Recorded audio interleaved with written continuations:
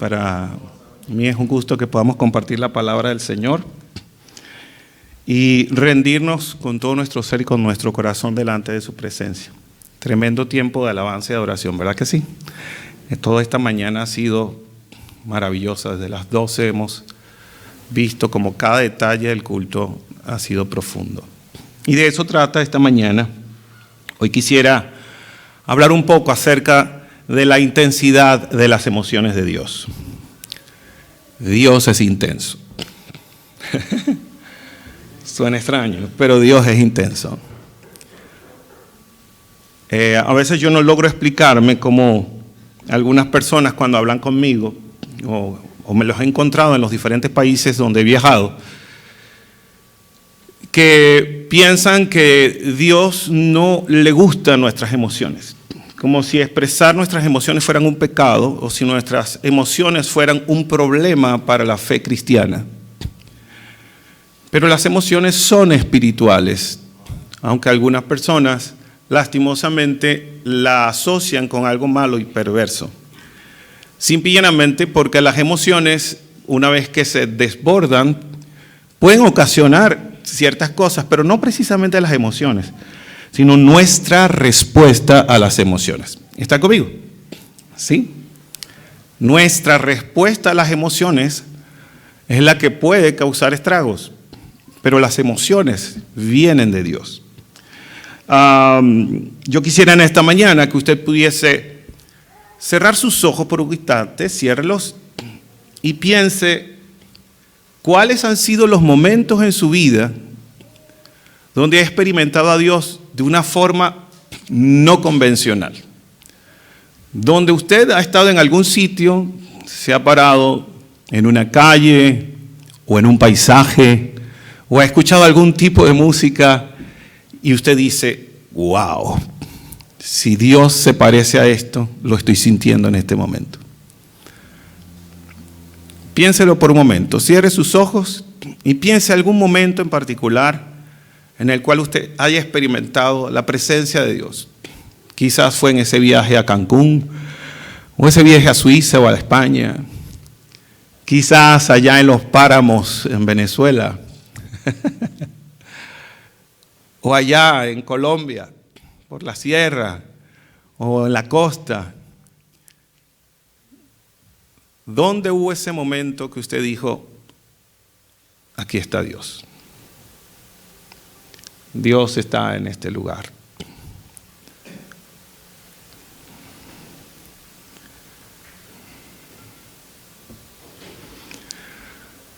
Qué bueno.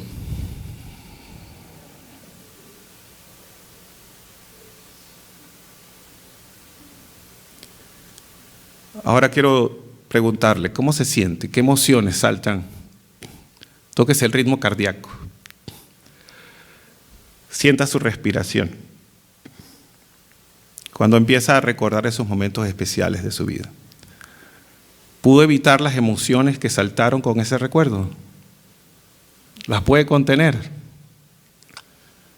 Si de verdad está haciendo el ejercicio, es imposible detener las emociones. Están ahí.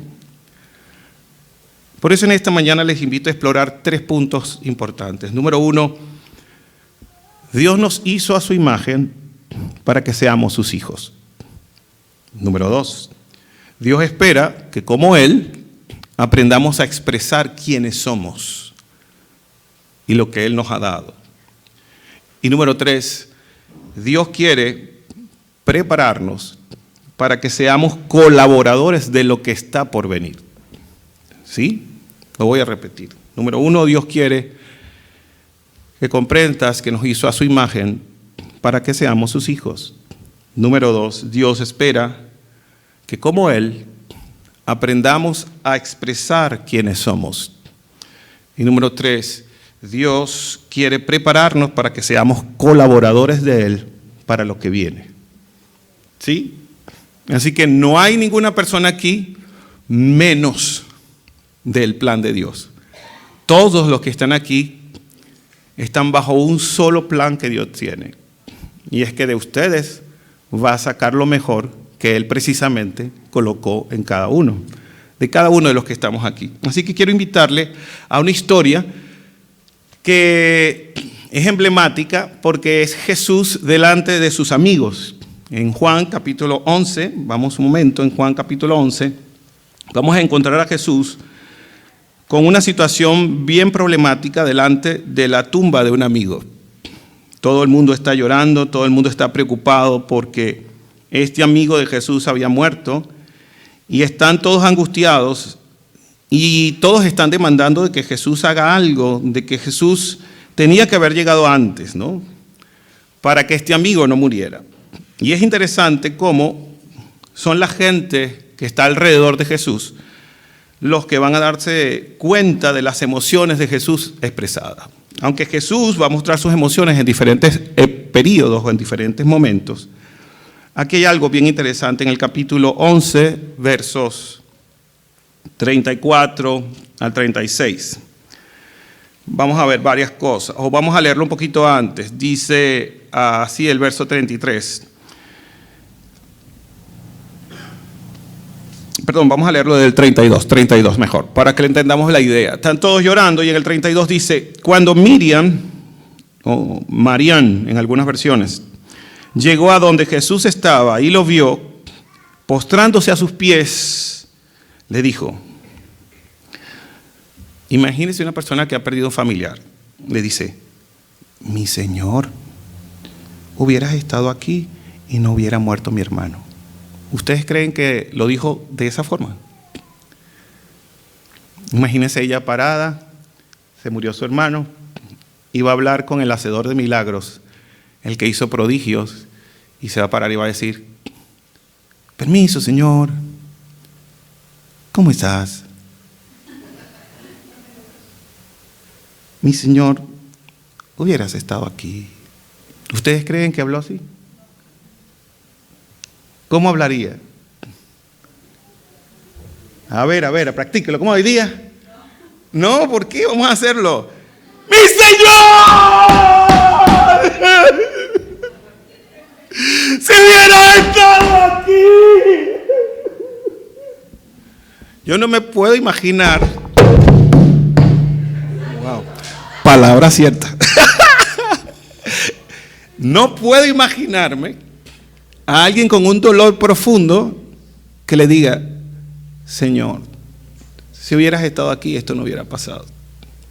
Es decir, ella vació su dolor y llorando, dice, estando aquí, no hubiera muerto mi hermano, es lo que dice ella, no hubiera muerto mi hermano, si tú hubieras estado aquí. Ella vació su corazón. Y dice, al verla a Jesús llorando y a los judíos que estaban con ella, también llorando, profundamente conmovido en su espíritu. ¿Dónde estaba conmovido? ¿Dónde se conmovió? En su espíritu. Cuando uno se contrita, cuando uno se conmueve ¿en dónde? En el espíritu. Eso ni siquiera se piensa, simplemente ocurre.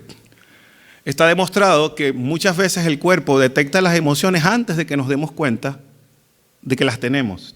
Que ya el cuerpo ya detecta, empiezas a temblar y no sabes que tienes miedo.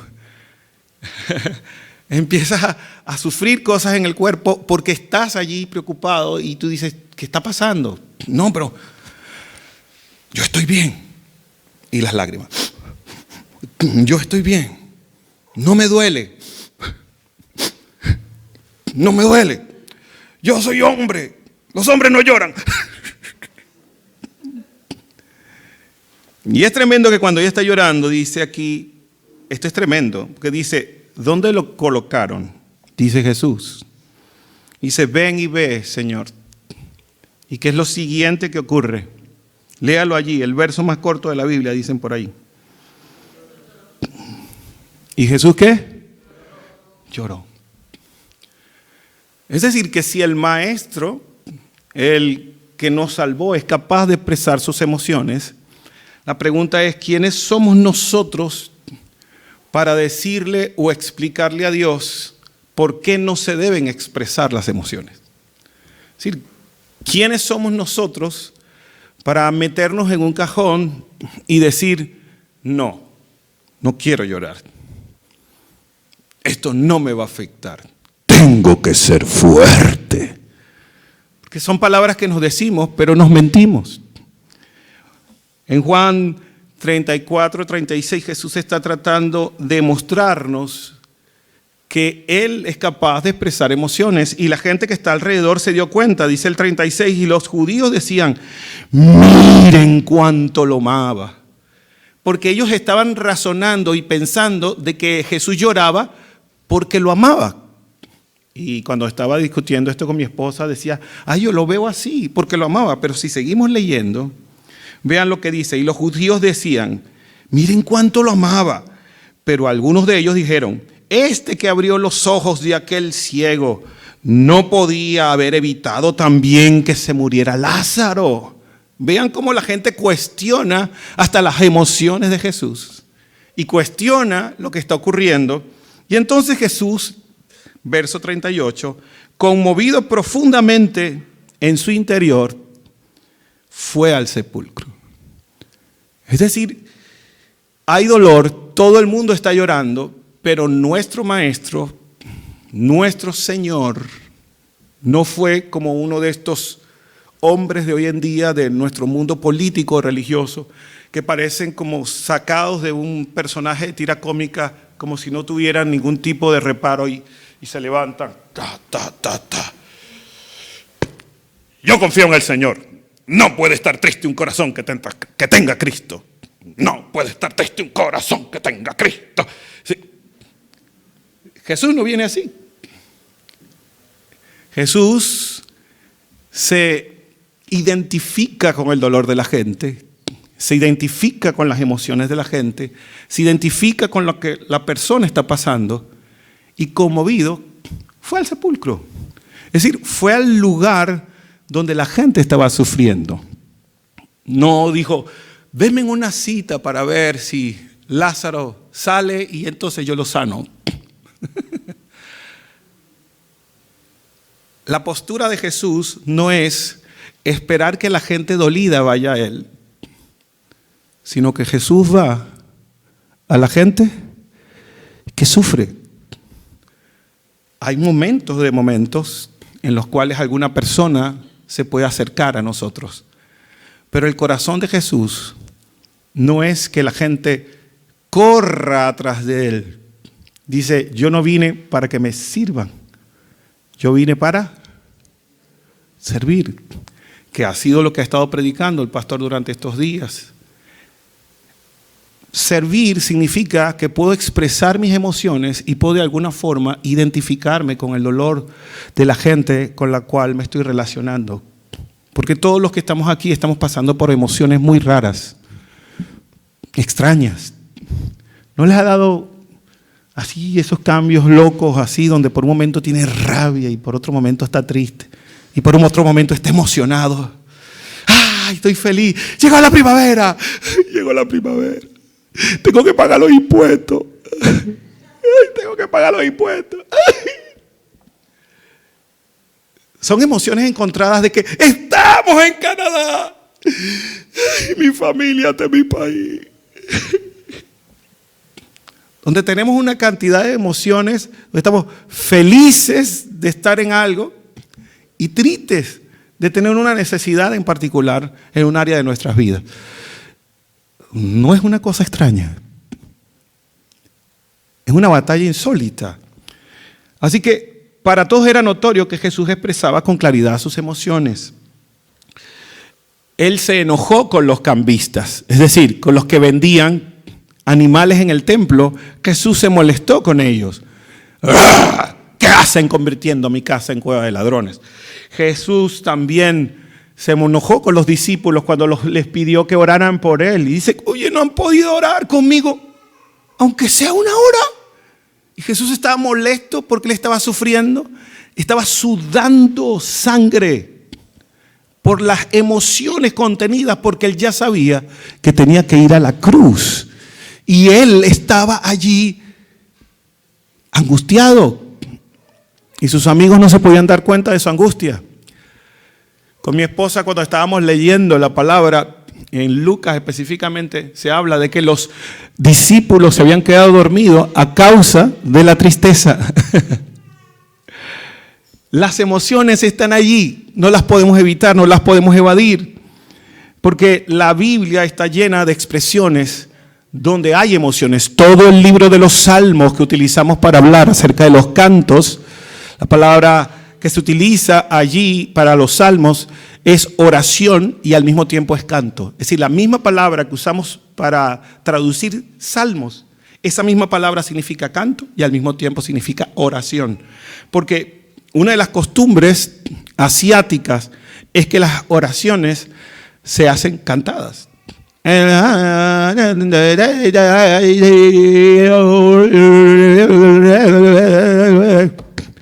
Cuando nosotros estuvimos en la capital de Estambul y nos tocó estar allí, nosotros nos quedamos impresionados cuando salió el canto de la mezquita en la mezquita de Omar, y eso era increíble cómo se escuchaba ese canto a lo largo, casi, yo no sé, estábamos en una parte cercana al aeropuerto, pero rodamos bastante y se escuchaba el canto a lo lejos. Bueno, ya estoy hablando como indígena yo. Pero el canto era impresionante, porque en cada una de las emociones tú no puedes evitar cantar. Todo el mundo comercial y del entretenimiento, la música tiene un enorme peso, porque maneja ¿qué? Las emociones. Pero eso ya lo sabía el Señor. Ya Dios sabía que las emociones eran parte de la vida del ser humano, porque las emociones no son buenas ni malas. Según los estudios científicos, las emociones solamente duran 90 segundos. ¿Sabía usted eso? 90 segundos es lo que dura una emoción. Es lo único que dura. 90 segundos dura una emoción. No importa la que sea. 90 segundos. Y como Dios no tuvo temor de expresar sus emociones, entonces tenemos que seguir haciéndonos la pregunta: ¿quiénes somos nosotros para no aceptar nuestras propias emociones? ¿Por qué ponemos freno a lo que está pasándonos por dentro y pensamos que vamos a poder contenerlas? Las emociones no se controlan. Wow. Hay algunos que van a decir, ¿cómo es eso? Sí, las emociones no se controlan. Las emociones llegan. Un estímulo las provoca, pero no se pueden controlar. Las emociones son como si viniese un río y se abre la represa y salen las aguas y tú no puedes agarrar y detener las aguas. Me voy a parar para detener las aguas de la represa. Ni que te pares frente a las aguas. No puedes controlar las emociones. Las emociones se utilizan y las emociones se manejan. ¿Está conmigo? Las emociones hay que canalizarlas. Y vean cómo Jesús nos lleva con este pasaje a ver la manera como él veía la situación. Entonces dijo Jesús, conmovido profundamente en su interior, fue al sepulcro, y el sepulcro era una cueva, la cual tenía colocada una piedra a la entrada. Jesús dijo, retiren esa piedra. Pero Marta, hermana del que había muerto, le dijo, mi Señor, ya hiede, pues hace 4 días que murió. Ella estaba preocupada porque ya había pasado mucho tiempo como para que abrieran eso. Pero Jesús no solamente le dice que abren la puerta, que abren la piedra, perdón. Jesús dijo, no te dije, y esta es la frase, no te dije que si crees verás la gloria de Dios. Pero vean la diferencia entre decirle creer y experimentar emociones. ¿Me explico? Dios no está cuestionando que ella esté triste. Dios no está cuestionando que ella esté dolida. No está cuestionando el espectáculo de dolor que hay alrededor de él. Pero le está diciendo, ya varias veces en el pasado te he dicho que si confías, si tienes confianza en lo que yo te estoy diciendo, vas a ver la gloria de Dios. Es decir, vas a ver algo que se escapa de tu control, que se escapa de tu imaginación, que se escapa de ti. Vas a ver algo que no logras entender con tu propia lógica, si tan solo crees y confías. Porque de eso se trata la confianza, imagínense. ¿Ustedes están viendo este bolígrafo? ¿Sí? ¿Seguro? ¿Ustedes creen que esta mano puede sostener este bolígrafo? ¿Sí o no? Sí, ¿verdad? ¿Por qué en este momento este bolígrafo no está en esta mano? ¿Ah? Sencillito, ¿verdad? La respuesta es sencillita. Está aquí. Y así muchas veces estamos nosotros con respecto a Dios. Creemos que Dios existe, creemos que Dios nos puede sostener y ayudar, creemos que Dios está allí, pero ¿dónde está nuestra confianza? Nuestra confianza está en nuestro dinero, en nuestras habilidades, en nuestros carros, en nuestras casas, en nuestro potencial, en lo que nosotros pensamos de nosotros mismos, pero la confianza sigue aquí. La confianza no ha pasado al lugar que le corresponde. La confianza es que yo paso de confiar en lo que yo creo hacer por mí mismo y la pongo en Jesús para mi salvación. Porque todos los que confían en Él son hechos hijos de Dios. Y en el momento que yo pongo mi confianza en Jesús, yo tengo entonces la libertad de extender mi mano y tomar la mano de Dios. Pero a veces estamos más confiados de nuestra religión, confiados de nuestra doctrina, confiados de nuestras experiencias, pero no tenemos nuestra confianza en Dios. Y entonces experimentamos mal las emociones, porque hay algo que es tremendo. Las emociones que no vienen canalizadas, manejadas por la gracia de Dios, termínanse desbordando como un enorme río que lo destruye todo. Esa es la única diferencia. Vean por un momento lo que significa ser iguales a Dios. Génesis 1:27 dice, y Dios creó al ser humano a su imagen, lo creó a imagen de Dios, varón y hembra, hombre y mujer, los creó. ¿Sí? Pero ahora venga conmigo y vea en qué nos parecemos a Dios. En la rabia. En la rabia. Isaías 63:10. Vea una forma en cómo Dios maneja su rabia. Pero ellos se rebelaron y afligieron a su Santo Espíritu. Por eso se convirtió en su enemigo y luchó él mismo contra ellos. No voy a volver a repetir. Pero ellos se rebelaron. ¿Quiénes fueron ellos? El pueblo de Israel, la gente que supuestamente seguía a Dios. Y dice, y afligieron a su Santo Espíritu. ¿Qué fue lo que hicieron? Lo entristecieron, lo hicieron sentir mal. Y luego dice, y por eso se convirtió en su enemigo y luchó él mismo contra ellos. Así es Dios con rabia. Cuando Él tiene rabia, sí, se molesta y se puede volver contra aquel que se rebela contra Él. Por eso es que dice en el mismo Isaías que como pecado de hechicería es la rebelión y como pecado de idolatría es la obstinación. Para Dios, el que nos extendamos en unas emociones que nosotros no estamos comprendiendo y que no estamos entendiendo qué es lo que nos está moviendo, para Dios es preocupante. Porque Dios quiere que experimentemos la rabia. Gracias a la rabia usted puede hacer ciertos actos de justicia para con usted mismo. Aquí hay diferentes personalidades, es decir, formas de vivir la vida y ver la vida.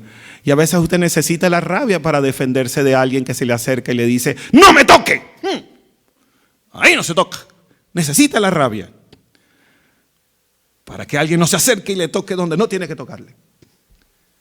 Necesita la rabia en momentos en los cuales usted sabe que está maltratando a alguien y tú dices, ¡hey! ¿Qué pasa allí? ¡No lo toque! ¡Cuidado! Necesitas la rabia para hacer un acto de justicia. Porque esa emoción es un recurso. No es algo satánico. Dios te lo dio. Imagínese cantar. Tu, tu, tu, tu, turu, tu, tu, tu, tu, tu, turu, tu, tu. Venció, tu, tu, tu, tu, tu. Cristo venció, tu, tu, tu, tu, tu, tu. Venció al diablo en la cruz. ¿Cómo se siente eso? Pregunto. ¿Venció o no venció? Necesito decir que Jesús venció. ¡Venció! ¡Oh! ¡Cristo venció! Y en el momento en que uno grita que Cristo venció, ¿qué es lo que provoca? ¿Qué es lo que provoca? ¿Qué provoca?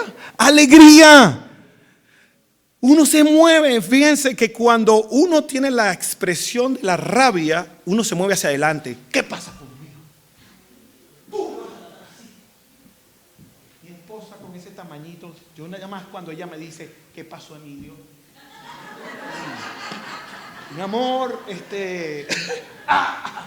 mi amor querido, ya yo sé que ya hay rabia. Y cuando uno se alegra, tú no puedes estar sentado. Cuando te alegras, tú estás así y te alegras y haces ¡wow! ¡Gol! No podemos estar sentados cuando hay alegría. Hay algo que se mueve en nosotros.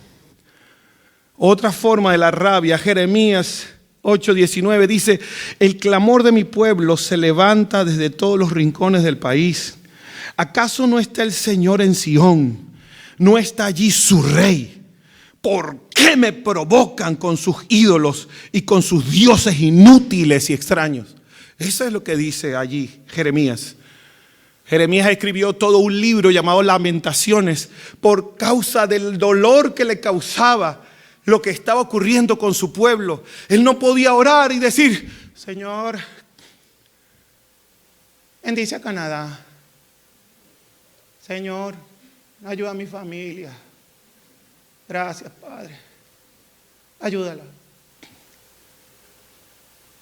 No. Señor, ve el dolor que están apedreando a tus hijos. Ve la gente que sufre, Dios. El clamor sale de las entrañas.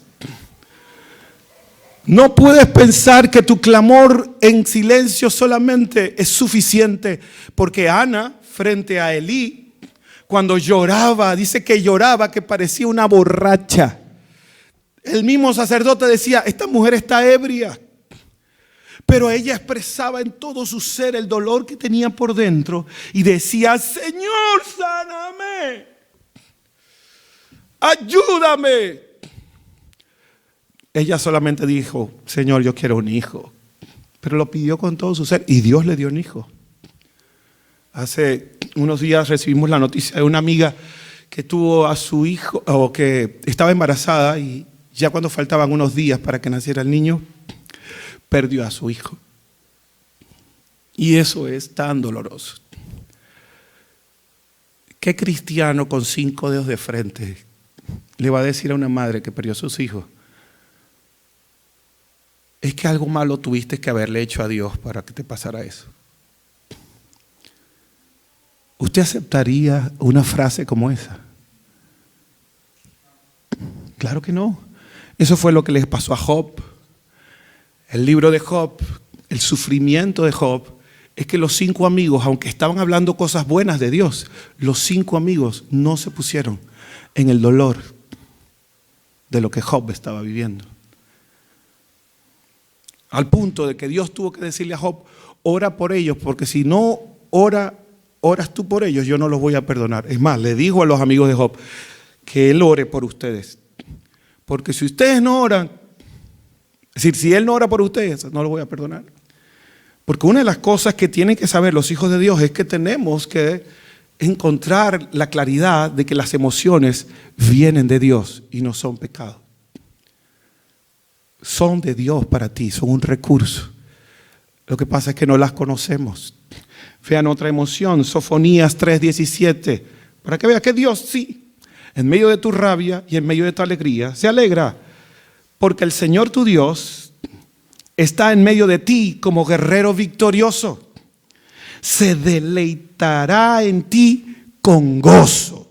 Y la palabra que está aquí en hebreo, que dice con gozo, es que va a saltar, va a emocionarse, va a brincar. Y dice, se renovará con su amor y se alegrará por ti con cantos. Es decir, que el mismo Dios se alegra, salta, brinca, porque Él está feliz por ti. Yo recuerdo cuando nació mi primer hijo y yo salí con mi primer hijito así, todo bonito, me cabía en una sola manito y yo estaba ahí todo emocionado. Y mi papá llegó a ver a su nieto y yo le dije, papá, mira, no aguanto lo que siento por dentro por este niño. Le digo yo, me siento con una alegría inmensa. Y entonces, tú me veías así como yo estoy viendo a este niño. Y yo hago una lagrimita aquí y dice, ni te lo imaginas. y eso, por primera vez lo pude entender. Yo no había entendido a mi papá hasta que vi a mi hijo en mis brazos. Ahí fue que pude entender cuánto me amaba mi papá. No lo entendía, creía que lo había entendido. Y cuando uno empieza a alegrarse, uno empieza a notar que la alegría también es pasajera, como la tristeza. Llega en un momento y se va, dura 90 segundos. Luego dice aquí Isaías 62:5, dice, como un joven que se casa con una doncella, así el que te edifica se casará contigo. Como un novio que se regocija con su novia, así tu Dios se regocijará por ti. Imagínese eso, la figura. Un novio con una novia. Imagínese que vaya el novio así.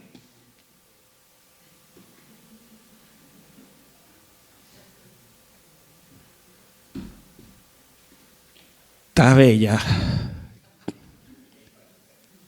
Qué hermosa eres. Nos casamos, yupi. Nos casamos. Y ahora nos vamos de luna de miel. ¿Cómo te sientes? Feliz. ¿Cómo va el matrimonio? Feliz.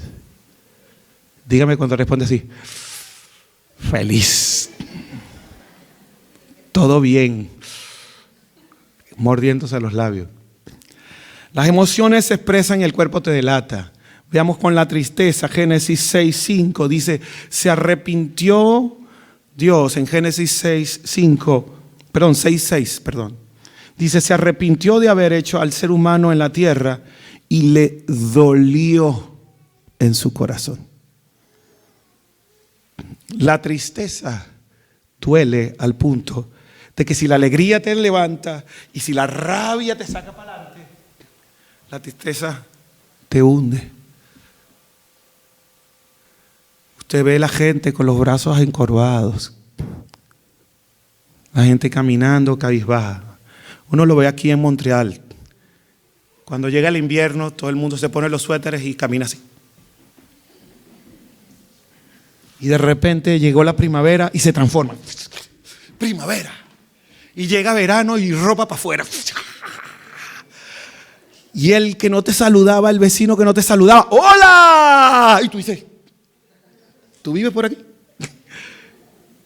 Porque en todo el invierno todo el mundo estaba como escondido, enconchado, es decir, ocultado. Es decir, disculpen que es una palabra que se me hace venezolana. La gente se oculta y se encierra en su casa y está así. Bonjour. Bonjour. La tristeza es así. La tristeza nos hunde, nos tira hacia abajo, nos hace quedarnos acostados, nos hace escondernos porque no sé hablar inglés, no sé hablar francés. Ay, me da miedo decirlo si lo vuelvo a cantar. Yo sé que yo no hablo perfecto el francés, Pero ya empecé a dejar de hacerme bullying a mí mismo. Por eso me aprendí una canción. Je te donne mon corps. Ay, para ver si aprendo francés. Necesito aprender francés. Porque esta comunidad es francesa, no hispana. Y usted está aquí no para que se quede en esta condición. Está aquí es para que comparta con hispanos, pero necesitamos hablar el lenguaje de este territorio. We need to speak English. Nous devons parler français. Il faut parler français. C'est correct? Réponds. C'est correct? Ah, c'est bon. C'est l'apprentissage du cours de français. C'est bon. Du cours de français. Entonces, es importante que sepamos que las emociones son parte de. Salmo 78, 49 dice: ¿cuántas veces se rebelaron contra él en el desierto y lo entristecieron en las montañas y lo entristecieron en los páramos? Busque la versión. Eso está en el Salmo 78, 49. Mientras en el Salmo el salmista está narrando, está diciendo cuántas veces estuvieron allí y entristecieron el corazón de Dios. Dios no es una energía, pero las emociones sí. Oiga esto. Dios no es energía, pero las emociones sí. Porque las emociones son energía que te impulsan a la acción. Las emociones son un recurso, no son una persona extraña. A veces la gente ve las emociones como si fueran un personaje. Ay, es que cuando la rabia me agarra, no sé qué hacer. Y personificamos a la rabia, personificamos al miedo, personificamos eso cuando las emociones son un recurso que están ahí. Dios te dio ese recurso. Y es importante que sepamos que tenemos que conocer el miedo que viene de Dios, el temor del Señor.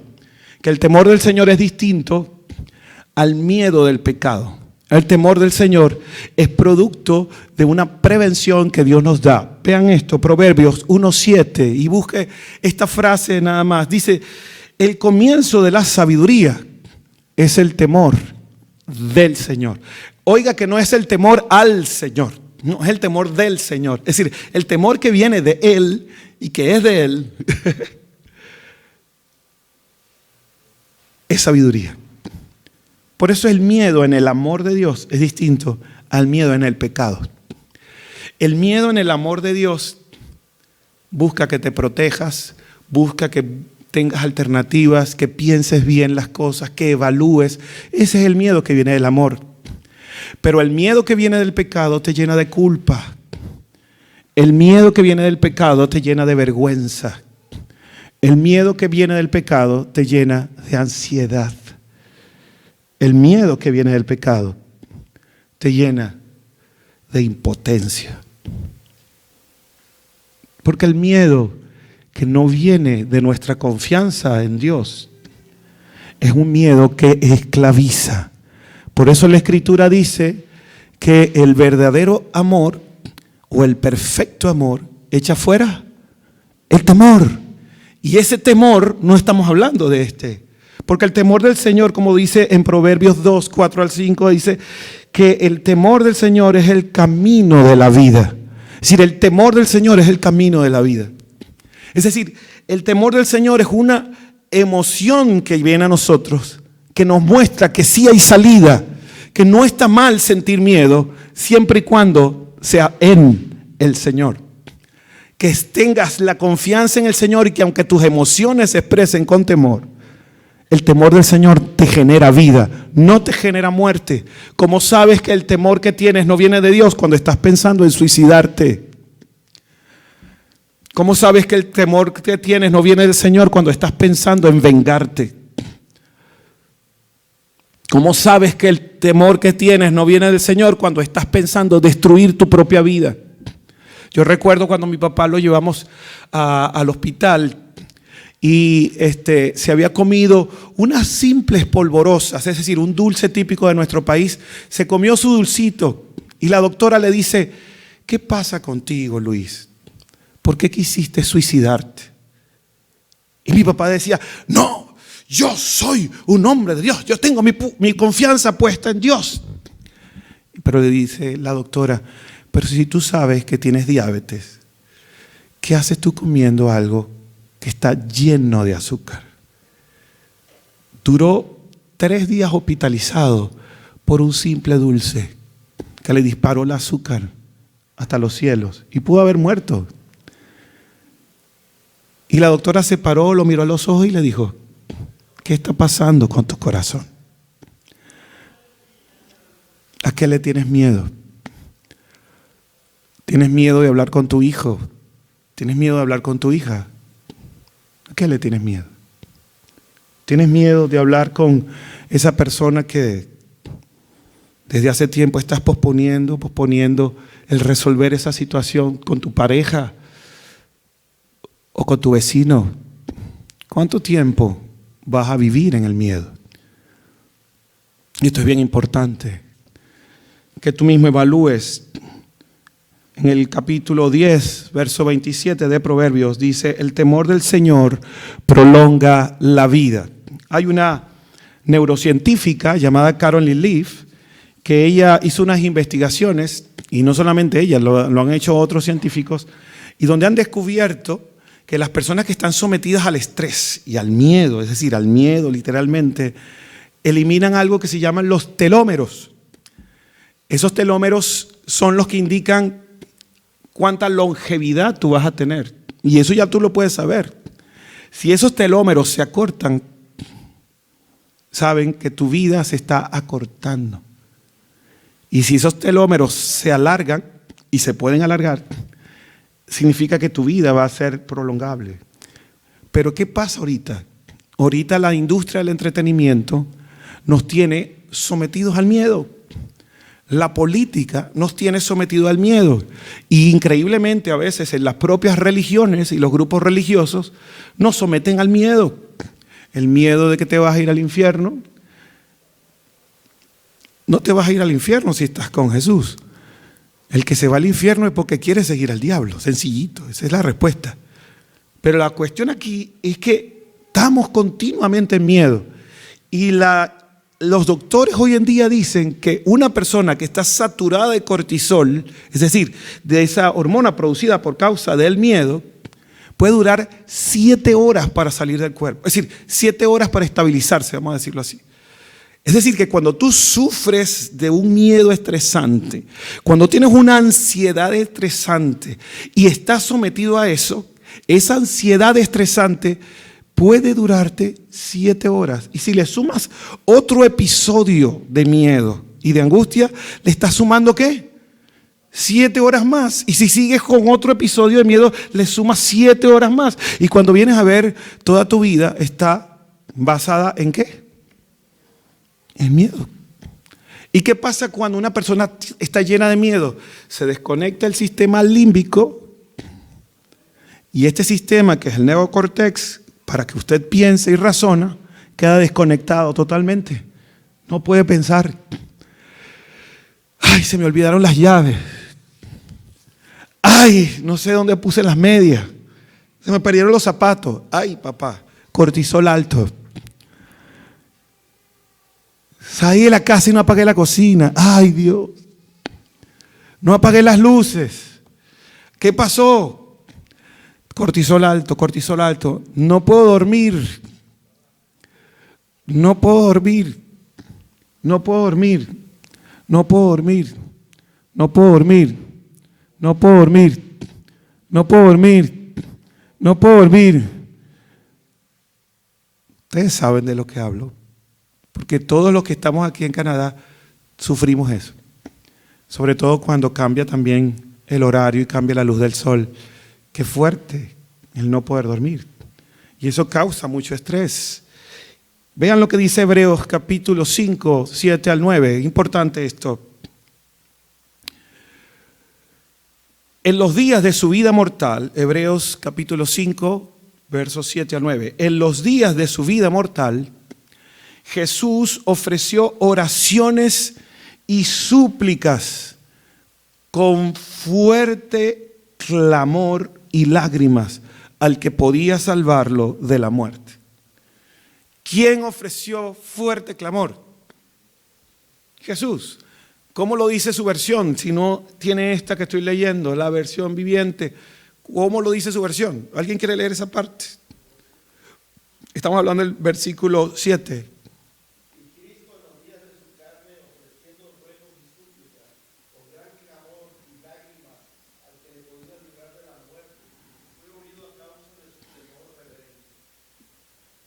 Así es.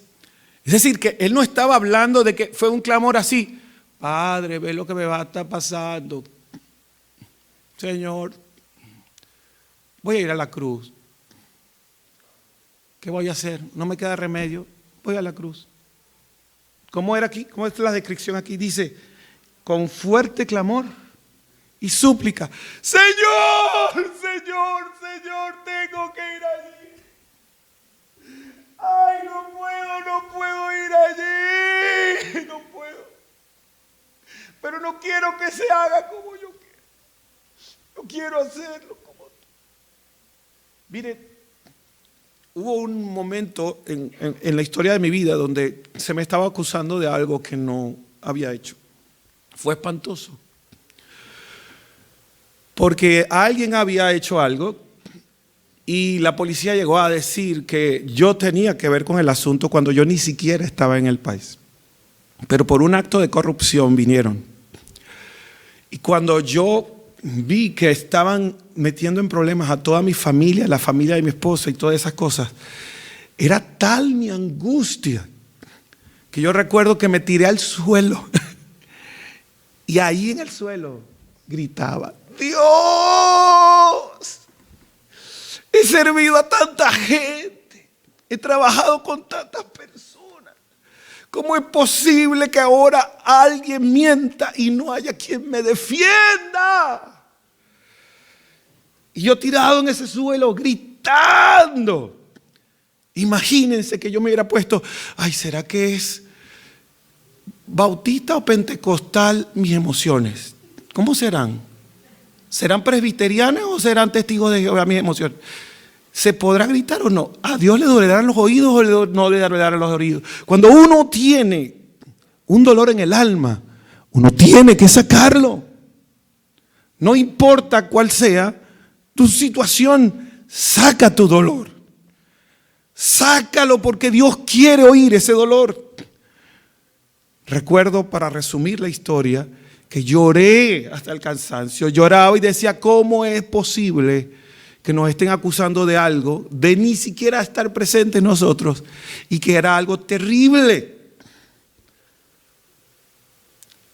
Lo maravilloso fue que Dios trajo a un juez que conocía a la persona que iba a meternos en problemas, y a través de ese juez nos enteramos que la persona nos estaba acusando, ¿saben? Porque tenía que subir de cargo y necesitaba solamente un caso para que le dieran el ascenso.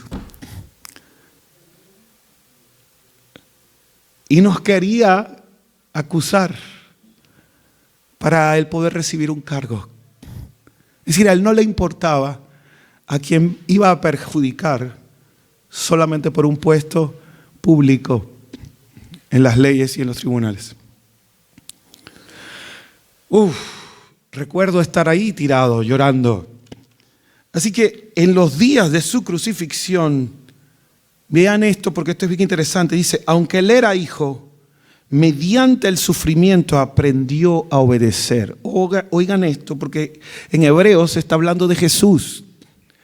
Como hombre, aún Jesús, siendo realmente la imagen invisible de Dios, siendo el mismo Dios presente, de una forma tan maravillosa, es decir, Jesús aprendió obediencia. Qué cosa tan insólita. Porque Jesús era 100% Dios, pero 100% hombre.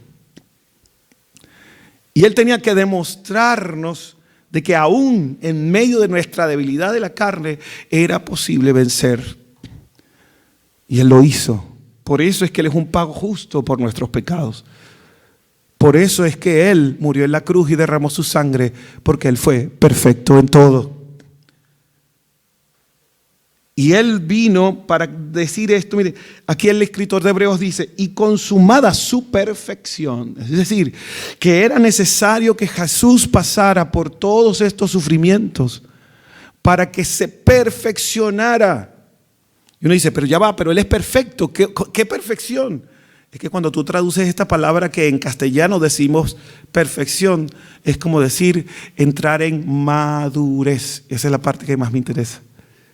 Es decir, Dios, la perfección de Dios no es que las cosas no tengan un error de ti. La perfección de Dios es que tú comiences a madurar.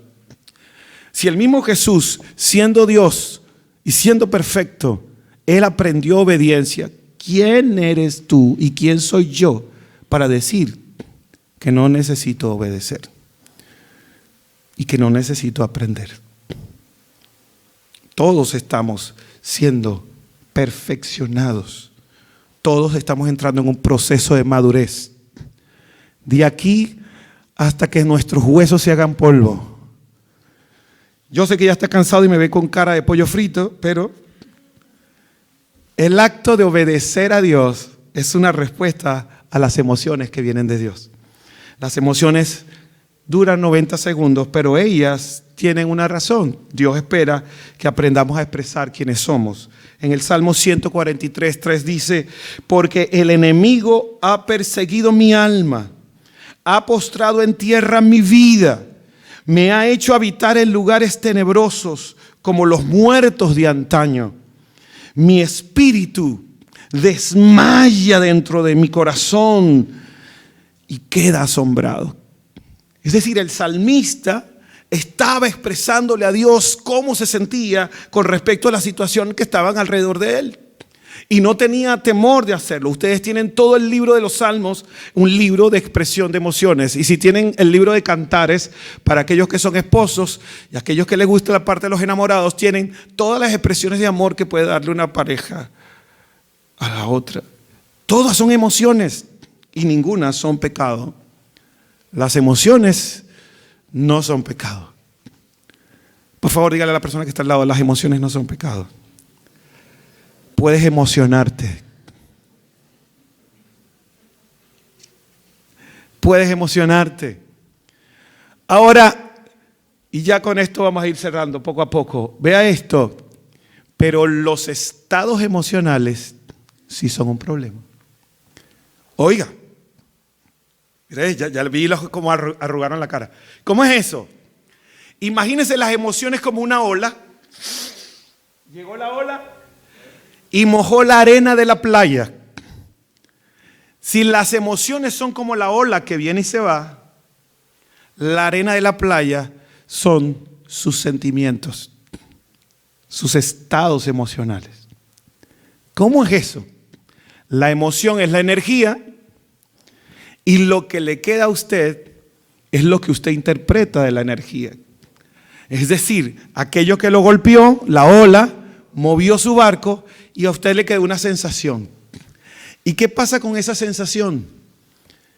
Que esa sensación tiene que ver con sus experiencias, con su forma de pensar. ¿Cómo usted está interpretando? Ay, me latió el corazón cuando vi el esposo de esa hermana. Ay, ¿qué estará pasando en mí? ¿Me explico? Es decir, usted está sintiendo una emoción, pero esa emoción no es pecado. Pero el estado emocional, es decir, el momento en que usted empieza a razonar lo que esa emoción dejó en usted, ahí sí, porque usted no puede controlar las emociones, pero usted sí puede controlar sus pensamientos. Usted tiene que controlar su mente. Por eso la palabra de Dios nos dice que sobre toda cosa guardada, guardemos nuestro corazón. ¿Por qué? Porque de él mana la vida. Entonces, la vida de Dios viene a través de las emociones. Él fluye vida en nosotros. Es por su espíritu. Pero llega un momento en el cual tú tienes que empezar a reflexionar. ¿Qué es lo que estoy sintiendo? ¿Esto que estoy sintiendo qué es? Y lo que pasa con el pecado, para que la gente entienda la palabra pecado, lo voy a cambiar. Lo que pasa con el orgullo, con el ego, es que distorsionamos la manera como Dios nos quiere enseñar. Y empezamos a distorsionar lo que Dios quiere decir por lo que nos conviene decir a nosotros.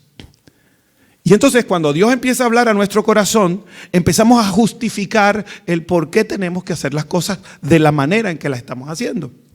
Y empezamos un diálogo interno. Mientras el amor de Dios es el que ayuda a que sustentemos todas esas expresiones que nosotros tenemos, rabia, tristeza, miedo, alegría, el pecado, la distorsión del pecado, comienza a meternos en pensamientos de culpa, de impotencia, de ansiedad, y empezamos a distorsionar hasta el mensaje. Nosotros los predicadores o las personas que predicamos aquí siempre creemos que estamos llevando la palabra del Señor. Nosotros creemos eso, a veces. Pero resulta ser que nosotros solamente exponemos el texto.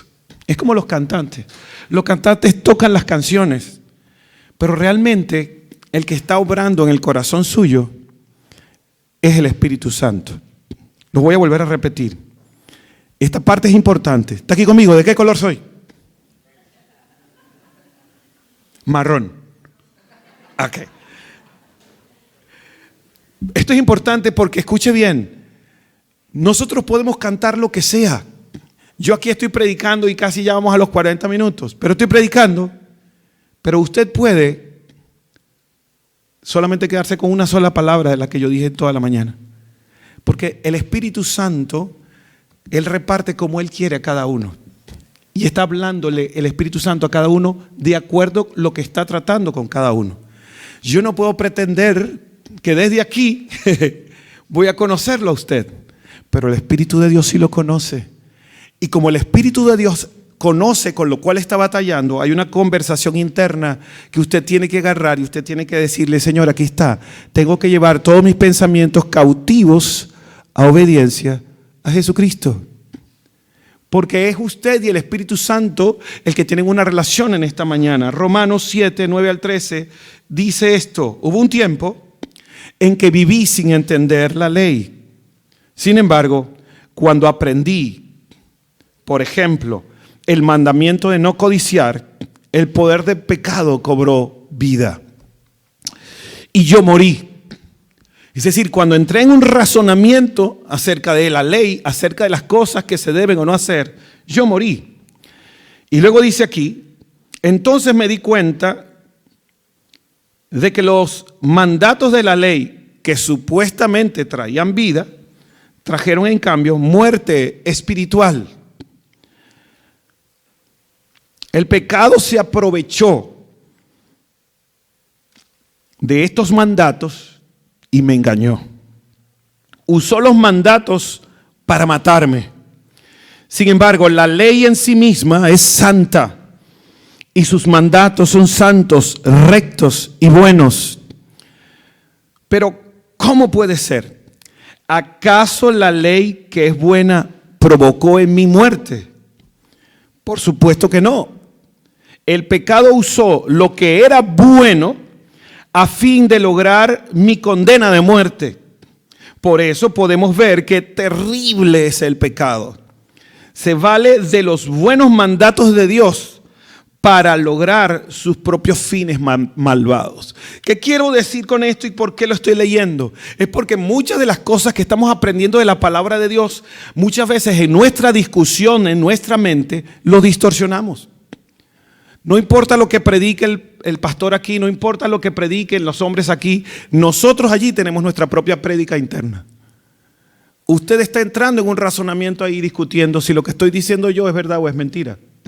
Y dentro de su discusión, usted está justificándose con Dios si lo que está haciendo es bueno o es malo, si lo que usted está pensando es la palabra o no es la palabra. Y cuando uno está delante del Espíritu de Dios, lo único que Dios quiere es que usted lo conozca a Él.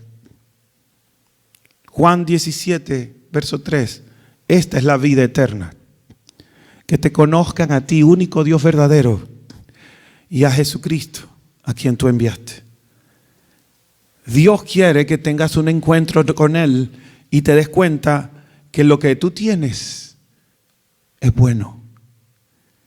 pero la manera como lo manejas a veces no es tan bueno. Lo voy a volver a repetir.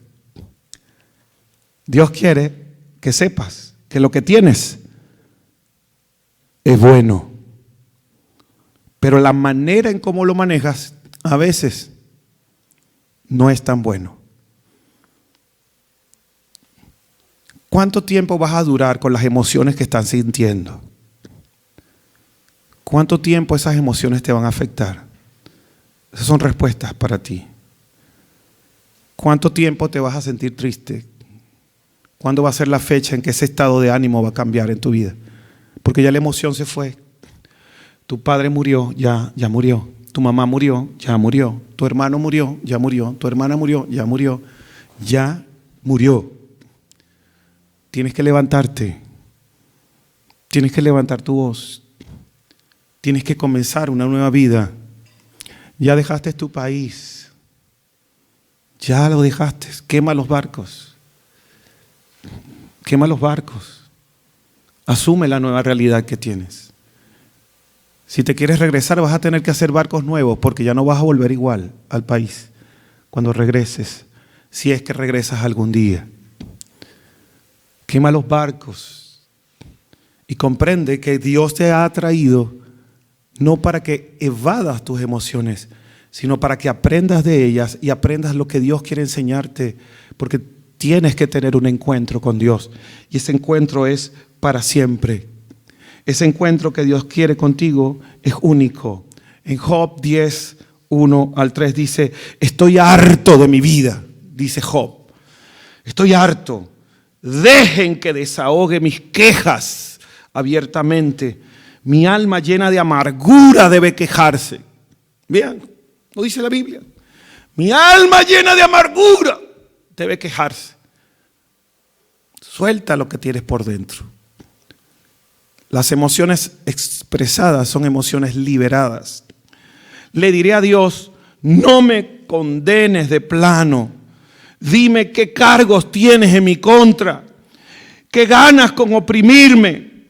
¿Por qué me rechazas siendo yo obra de tus manos mientras miras con favor los planes de los malvados? Ese es el corazón de Job. Pero en el Salmo 8 el salmista lo dice de otra manera. Vean lo que dice el salmista. Oh Señor, Salmo 8, Señor nuestro, majestuoso es tu nombre y llena la tierra. Tu gloria es más alta que los cielos. Eres el Dios que adoramos. A los niños y a los bebés les has enseñado a hablar de tu fuerza. En la boca de los niños y de los que maman fundaste la fortaleza, dice otra versión. Así silencias a tus enemigos. Vean esto. Expresar las emociones silencia a nuestros enemigos. Y es tremendo cuando dice: y a todos los que se oponen. Cuando miro el cielo de noche y veo la obra de tus dedos, la pregunta que le hice antes cuando le dije: vaya a ese lugar que para usted piensa que experimentó la presencia de Dios. Dice: cuando miro el cielo de noche y veo la obra de tus dedos, la luna y las estrellas que pusiste en su lugar, me pregunto: ¿qué son los simples mortales para que pienses en ellos? Los seres humanos para que de ellos te ocupes. Sin embargo, los hiciste un poco menor que Dios. En sus versiones dice un poco menor que los ángeles. En el original dice: los hiciste un poco menor que Elohim, que significa divinidad. Lo hiciste menor que lo divino. Y dice así: sin embargo, lo coronaste de gloria y honor. Los pusiste a cargo de todo lo que creaste y sometiste todas las cosas bajo su autoridad. Los rebaños y las manadas y todos los animales salvajes, las aves del cielo, los peces del mar y todo lo que nada por las corrientes oceánicas. Oh Señor, Señor nuestro, tu majestuoso nombre llena la tierra. ¡Wow! Ese es el Dios que usted tiene. Es su Dios. No le pertenece a los bautistas, no le pertenece a los pentecostales, no le pertenece a los presbiterianos ni a los católicos. ¿A quién le pertenece? Dígalo. Ajá, dígalo, a mí. Dígalo. Alguien lo dijo, a ver, ¿a quién le pertenece? A mí, dígalo, a mí. Dígalo, a ver. Ajá, exacto, pero créalo. Pues a mí me gusta cuando los mexicanos dicen así, órale pues, diga a mí. A mí. Ese Dios le hizo poco menor que lo divino, pero le coronó de favores. Puede quejarse, claro, quéjese. Llore delante de Dios. Lea los salmos y se va a dar cuenta que todos se quejan allí. Éxodo 31, del 1 al 6, Dios escoge a la gente para el servicio. Por eso es que Dios te está llamando para lo que viene. Dice, mira, he escogido, Éxodo 31, 1 al 6 dice, he escogido específicamente a Bezaleel, hijo de Uri, y nieto de Ur, de la tribu de Judá. Lo he llenado del Espíritu de Dios y le he dado gran sabiduría y capacidad y destreza en toda clase de artes manuales y oficios. Es un maestro artesano, experto en trabajar el oro, la plata y el bronce. Es hábil en grabar, en incrustar piedras preciosas, en tallar madera. Es un maestro en todo trabajo artístico. También he designado personalmente a Oliab, hijo de Ahisamac, de la tribu de Dan, para que sea su ayudante. Además he dotado de habilidades especiales a todos los expertos artesanos para que puedan hacer todo lo que te he mandado a construir. Ahorita todos los viernes estamos hablando o estamos haciendo el estudio del tabernáculo aquí en la iglesia y estamos estudiando precisamente esta orden que Dios les dio de que construyeran algo que representara a Dios. En los planes que Dios tiene acerca de ti, porque Dios quiere prepararte para que seas colaborador, tú tienes las habilidades que Dios te ha dado para lo que va a ocurrir. Por eso la personalidad que tienes. La personalidad que tienes no es al azar. Hay algunos que aquí son muy expresivos, hay unos que son más calmados. Los calmados hacen que los expresivos nos calmemos un poquito. Y los alborotados hacemos que los calmados se alegren un poquito. La que me da el balance aquí es mi esposa, porque yo soy el alborotado. Y ella me da el equilibrio. Pero siempre va a haber un hermano, un primo, un amigo, alguien que te dé el equilibrio. Pero por encima de todo ese equilibrio, Dios quiere ser tu equilibrio. No tengas temor. Dios te ha ungido para que tus habilidades se puedan poner por obra y puedas tener el empleo que quieres. Estábamos conversando, mi esposa y yo, acerca de que para construir el tabernáculo, aquellos que no podían ser parte de los levitas tenían que pagar lo que costaba una persona trabajando. Es decir, que el que no podía servir en el templo tenía que dar financieramente el sostén de aunque sea una persona que trabajara en el templo. Y era una forma de compensar el trabajo que se hacía en ese tabernáculo. Es decir, que nunca te sientas menos, porque de repente no puedes estar aquí haciendo algo, pero estás produciendo para sostener la labor de alguien, porque eso también es servir al Señor. ¿Me explico? Porque a veces pensamos que no servimos al Señor porque no estamos bajo ciertos estereotipos, pero muchos de ustedes están en lugares donde nosotros no podemos llegar. Las enfermeras están en lugares donde no podemos llegar, los constructores están en lugares donde no podemos llegar, los ingenieros, cada uno de los que están trabajando en el área administrativa y contable, los que están trabajando en la conserjería, todos los que están trabajando en diferentes áreas, ustedes están donde Dios los mandó a estar y son luz y son ministros del Señor allí. Por eso el Salmo 115 dice, nuestro Dios está en los cielos y puede hacer lo que le plazca. Salmo 115, 3. Job 23, 13 dice, pero Él es soberano, ¿quién puede hacerlo desistir? Lo que Él quiere hacer, lo hace. Daniel 4, 35 dice, ninguno de los pueblos de la tierra merece ser tomado en cuenta. Dios hace lo que quiere con los poderes celestiales y con los pueblos de la tierra no hay quien se oponga a su poder ni quien le pida cuentas de sus actos. ¿Qué significa esto? Que es Dios el que tiene el control. Así que le invito a ponerse de pie y leamos juntos Isaías 46, 9 al 10, puesto de pie. Mientras los chicos se preparan y suben acá. 46, 9 al 10. Y quisiera que lo leyéramos juntos. Es muy sencillo. Pero usted no lo olvide. Dios les dio las emociones para impulsarlo a la acción. Haga lo que Dios le está diciendo hacer. Isaías 46, 9 al 10. Leámoslo juntos. A ver, no importa si tiene una versión extraña, también esa versión más se va a escuchar. Lo voy a leer. Recuerden las cosas pasadas, aquellas de antaño. Yo soy Dios y no hay ningún otro. Yo soy Dios y no hay nadie igual a mí. Yo anuncio el fin desde el principio, desde los tiempos antiguos, lo que está por venir.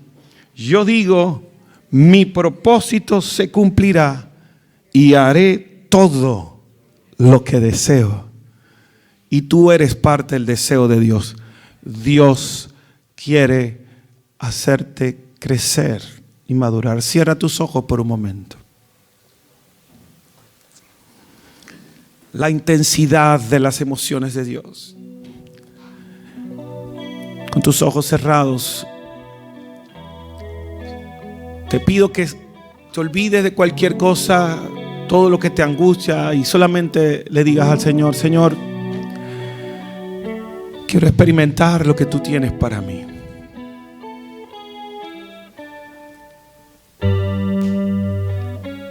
Quiero que mis emociones fluyan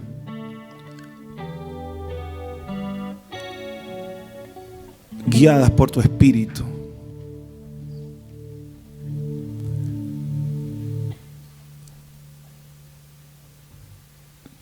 Estoy aquí, Señor. Je suis là, mon Dieu. Tu es là pour moi. Je suis ici pour toi. Here I am, God. Estoy aquí, Señor. Mientras usted está experimentando su propia experiencia con Dios, es probable que haya alguna persona aquí que no ha dado el paso de entregar su vida y su corazón al Señor. Si estás en esta sala, solo una cosa tienes que entender: que Jesús murió en la cruz y derramó su sangre para perdonar todos tus errores, tus pecados, y limpiarte de toda maldad, y darte la oportunidad de vivir una vida nueva y mejor. No por causa de la religión, sino por su gran amor por ti. Y quiero invitarte a que juntos hagamos una oración donde puedas rendir tu corazón, tu mente, tus pensamientos a Él, y pongas tus emociones en sus manos. Para los que nos miran a través de internet y a través de las redes, esta palabra es para ti. Donde quiera que estés, es tiempo de poner tu corazón, tu mente en las manos de Dios.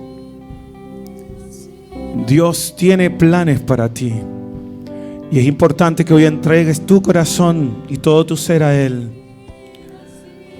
Así que te invito a que hagas la siguiente oración. Dile: Señor Jesús, gracias por tus emociones.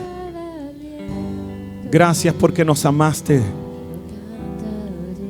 y tu amor te llevó a la cruz y aprendiste obediencia yendo a la cruz y derramaste tu sangre para perdonar mis pecados. Hoy te entrego mi corazón, te entrego mi vida, te entrego lo que soy. Ayúdame, Dios, a experimentar tu presencia. Ayúdame, Dios, a expresar lo que siento. Todo lo que soy lo pongo en tus manos. Pongo mi fe y mi confianza en ti. No quiero dejar mi confianza en mí mismo, quiero confiar en ti, para que seas tú quien me enseña cómo confiar en mí. En la medida que confíe en ti, Señor, quiero aprender a entender lo que tú quieres de mí.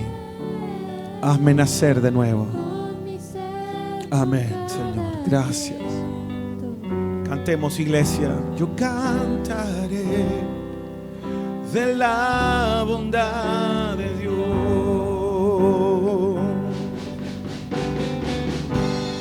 En mi vida ha sido bueno, en mi vida ha sido fiel.